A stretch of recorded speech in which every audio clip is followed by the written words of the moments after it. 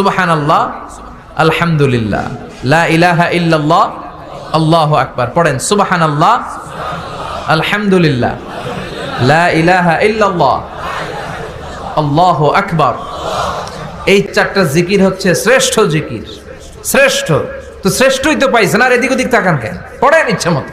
এই চারটা জিকির একসাথে মিলিয়েও পড়া যায়, আলাদা করেও পড়া যায়।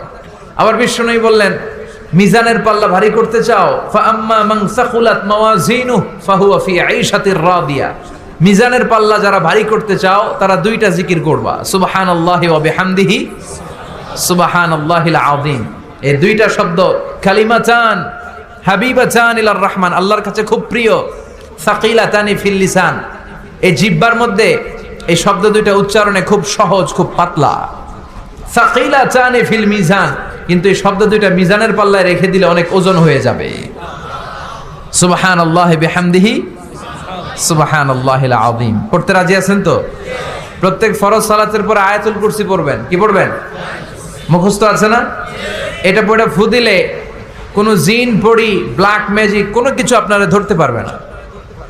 বিষ্ণু বলেন, মান কারা আয়াতুল কুরসি দুবুরা কুল্লি সালাতিন মাকতুবা লাম ইয়ামনাহু মিন দুখুলিল জান্নাতি ইল্লাল মাউত।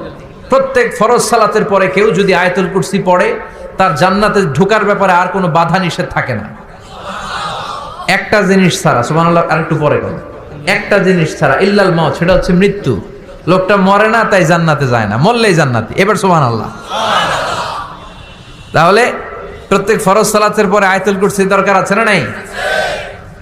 প্রত্যেক ফরজ সালাতের পরে সালাম ফিরিয়ে আওয়াজ করে পড়বেন আল্লাহু আকবার। 3 বার পড়বেন আস্তাগফিরুল্লাহ, আস্তাগফিরুল্লাহ, আস্তাগফিরুল্লাহ।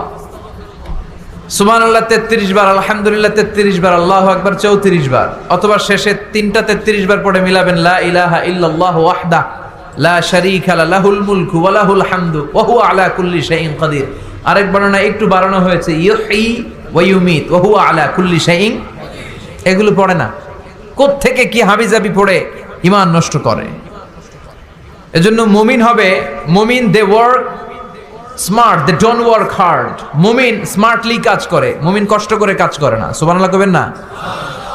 মুমিন সুযোগ খোঁজে, মুমিন কাজ করে smartly. They don't work hard, they work smart. They work smart, তারা স্মার্টলি কাজ করে।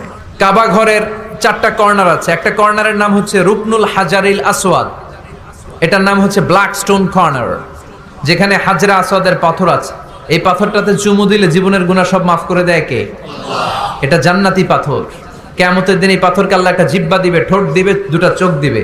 আর কিয়ামতের দিন আল্লাহর সামনে দাঁড়িয়ে এসে সাক্ষ্য দিবে যে আল্লাহ, তোমার এই বান্দা আমারে চুমু দিয়েছিল, এ দিয়েছিল, এ দিয়েছিল, এদের সবাইকে মাফ করে দাও।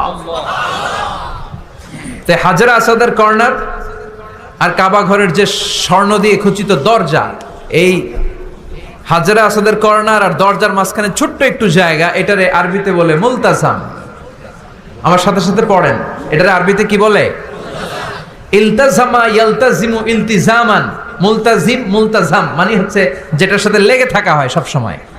সাহাবারা এই জায়গাটার সাথে লেগে থাকতেন, পেট লাগিয়ে, গাল লাগিয়ে, চোখ লাগিয়ে, মুখ লাগিয়ে কাঁদতেন আর দোয়া করতেন।